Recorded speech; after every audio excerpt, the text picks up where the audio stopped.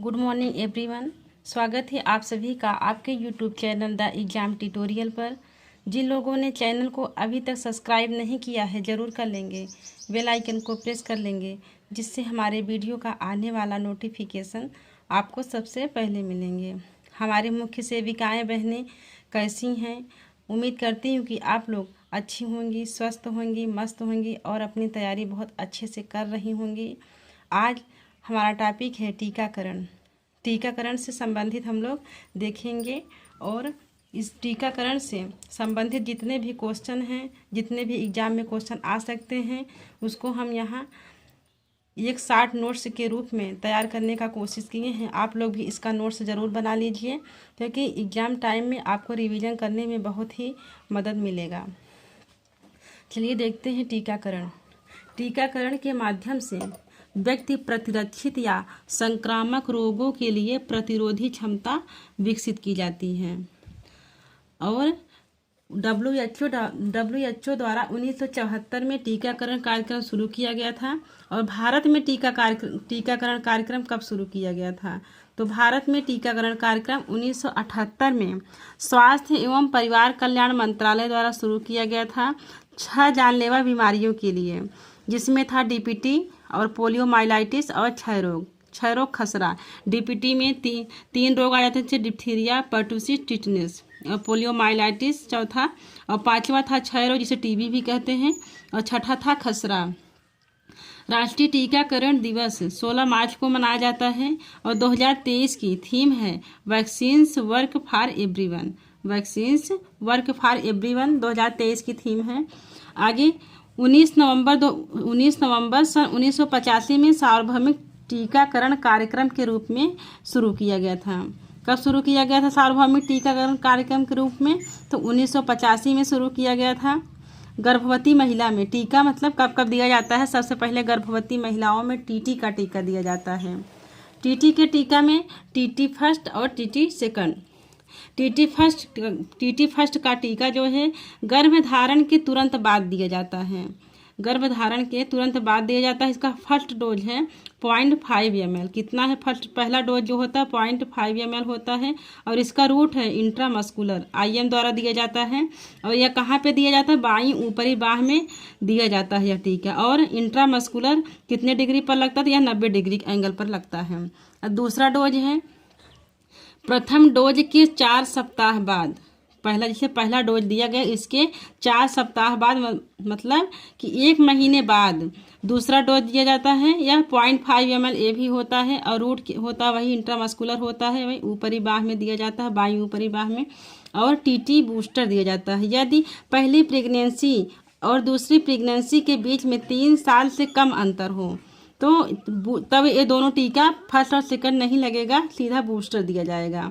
तो तीसरा डोज जो लगेगा ये भी इंट्रामस्कुलर होगा, ये भी बाईं ऊपरी बाह में दिया जाएगा।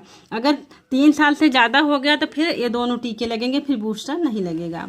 आगे शिशु के लिए, जब शिशु का जन्म हो जाता है इसके बाद शिशु को टीका लगता है। 24 घंटे के अंदर ये 3 टीके लग जाने चाहिए। पहला BCG का, दूसरा OPV, तीसरा हेपेटाइटिस। ये तीनों टीके 24 घंटे के अंदर लग जाना चाहिए। इसमें लाभार्थी शिशु होता है। टीका BCG का टीका जो है 1 बार लगता है पूरे जीवन में। इसका टीका केवल 1 ही बार लगता है जन्म के समय। अगर जन्म के समय नहीं लग पाया किसी कारणवश, तो यह फिर बच्चे के जन्म के 6ठे सप्ताह में लगता है। तो BCG का टीका 1 बार दिया जाता है और इसकी मात्रा होती है 0.05 ml होता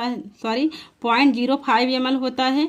और इसका रूट है ID होता है, ID इंट्राडर्मल। और कहाँ पे लगाया जाता है? यह बाईं ऊपरी बाह में दिया जाता है। और दूसरा टीका जो है OPV जो है पोलियो का टीका है। इसका 0 डोज दिया जाता है। OPV का जो है 0 डोज दिया जाता है। यह 2 बूंद दिया जाता है, इसकी मात्रा 2 बूंद होती है। और रूट होता है ओरल और मुंह में दिया जाता है। अगला हेपेटाइटिस का टीका है। हेपेटाइटिस का भी 0 डोज दिया जाता है और यह 0.5 ml होता है, यह इंट्रामस्कुलर होता है IM। और यह मध्य जांघ के बाहरी हिस्से में दिया जाता है। आगे है 6ठे सप्ताह में जो बच्चे को टीका लगता है BCG का टीका, यदि जन्म के समय ना लग पाया हो किसी कारणवश, तो फिर 6ठे सप्ताह में दिया जाएगा। तो जब 6ठे सप्ताह में लगेगा तब इसकी मात्रा या डोज बढ़ जाएगा। तब यह 0.1 ml लगेगा। वहाँ पे 0.05 ml लग रहा था जन्म के समय, लेकिन अगर किसी कारणवश नहीं लग पाया तो छठे सप्ताह में लगेगा, तब यहाँ पे 0.1 ml लगेगा और रूट वही इंटरडर्मल रहेगा और वायुपरी बाह में लगेगा। ओपीवी का जो है पहला टीका लगेगा छठे सप्ताह में और डोज जो है दो बूंद रहेगा, ओरल है, मुंह में दिया जाता है। फिर हेपेटाइटिस का दिया जाएगा छठे सप्ताह में। हेपेटाइटिस का पहला डोज होता है और 0.5 ml रहेगा और इंट्रामस्कुलर में दिया जाएगा और मध्य जांघ में लगाया जाता है। और अगला डीपीटी का टीका जो है, डीपीटी का टीका यह पहला डोज है और इसकी मात्रा है 0.5 ml लगेगा ये, और इंट्रामस्कुलर ये भी मध्य जांघ में लगेगा। मतलब जन्म के समय 24 घंटे के अंतर्गत 3 टीके लगते हैं और इसके बाद छठे सप्ताह में 4 टीके लगते हैं, बीसीजी, ओपीवी, हेपेटाइटिस बी और डीपीटी। अगर बीसीजी जन्म के समय लग गया तो फिर ये नहीं लगेगा, फिर ये 3 ही टीके लगेंगे। अगला टीका 10वें सप्ताह में लगेगा। इसमें भी लाभार्थी शिशु हैं। इसमें टीका ओपीवी, हेपेटाइटिस बी और डीपीटी के टीके लगेंगे। ओपीवी का जो है सेकंड डोज होता है और मात्रा 2 बूंद होती है, रूट ओरल होता है, कहाँ पे, मुंह में दिया जाता है। हेपेटाइटिस की भी सेकंड डोज होता है और मात्रा 0.5 ml होता है, इंट्रामस्कुलर में दिया जाता है, रूट, और कहाँ पे लगाया जाता है, मध्य जांघ में लगाया जाता है। और डीपीटी का टीका भी ये भी सेकंड डोज होता है और मात्रा 0.5 ml होती है और रूट इंट्रामस्कुलर वही 90 डिग्री पे दिया जाता है और कहाँ पे लगाया जाता है, मध्य जांघ में दिया जाता है। इसके बाद फिर 10वें सप्ताह में दिया जाता, इसके बाद फिर 14वें सप्ताह में दिया जाता है। मतलब पहले छठे सप्ताह में, फिर 10वें सप्ताह में, फिर 14वें सप्ताह में दिया जाता है। 14वें सप्ताह में भी 3 टीके लगते हैं, ओपीवी, हेपेटाइटिस बी और डीपीटी।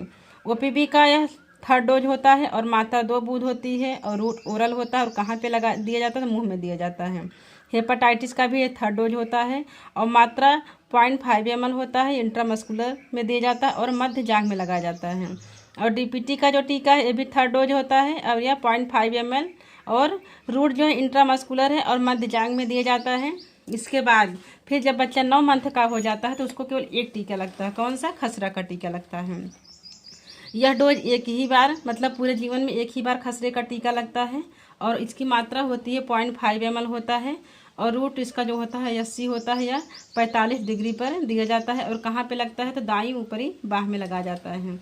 इसके बाद फिर जब बच्चा 16 से 24 मंथ का हो जाता है तब फिर उसको ओपीवी और डीपीटी का बूस्टर दिया जाता है। ओपीवी का बूस्टर 2 बूंद होता है या ओरल दिया जाता है और डीपीटी का जो होता है ये भी बूस्टर होता है या 0.5 ml दिया जाता है। कहाँ पे लगता है, तो मध्य जांघ में लगता है। इसके बाद बच्चा जब 5 से 6 वर्ष का हो जाता है तब उसको 2 टीके लगते हैं, एक डिप्थीरिया का लगता है, दूसरा टिटनेस का लगता है। यह भी पूरे जीवन में एक ही बार लगता है। इसका 0.5 ml मात्रा में लगता है और रूट जो होता है इंट्रामस्कुलर होता है और कहाँ पे दिया जाता है, मध्य जांघ में लगाया जाता है टीका। इसके बाद इसको हम कैसे याद करेंगे, कौन कौन से टीके कहाँ पे दिए जाते हैं, तो जो रूट है टीकाकरण का इंट्रामस्कुलर इंट्रामस्कुलर में 4 टीके लगते हैं। टीटी का टीका लगाया जाता है और हेपेटाइटिस बी का टीका लगाया जाता है और डीपीटी का और डीटी का टीका दिया जाता है और इंट्राडर्मल में बीसीजी का टीका दिया जाता है और एससी सब क्यूटेनियस में केवल खसरे का टीका दिया जाता है। तो इंट्रामस्कुलर जो है 90 डिग्री पर है और इंट्राडर्मल 10 से 15 डिग्री पर दिया जाता है और सब क्यूटेनियस जो है 45 डिग्री पर दिया जाता है। तो इसको आप लोग ऐसे तैयार कर सकते हैं कि मतलब जो इंट्रामस्कुलर में 4 टीके लगते हैं और इंट्राडर्मल में केवल 1 टीका बीसीजी और सब क्यूटेनियस में 1 टीका खसरा का लगता है। चलिए आप लोग इसको अच्छे से तैयार कर लीजिएगा। Thank you. वीडियो को और लाइक एंड सब्सक्राइब करें और अपने दोस्तों को भी शेयर कर दिया करें। Thank you.